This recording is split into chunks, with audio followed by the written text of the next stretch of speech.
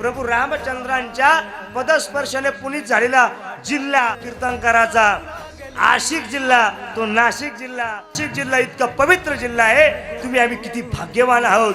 त्या नाशिक जिल्ह्यामध्ये जगाचे जे स्वामी आहे, जगाचे जे श्री गुरु आहेत, त्या निवृत्तीनाथ दादांनी जर समाधीसाठी कोणता जिल्हा निवडला तो आपला नाशिक जिल्हा निवड. सगळ्यांना विनंती, आता जी वारी येते ना ती निवृत्तीनाथ दादांची वारी आहे. त्या वारीमध्ये आपण सहभागी व्हा.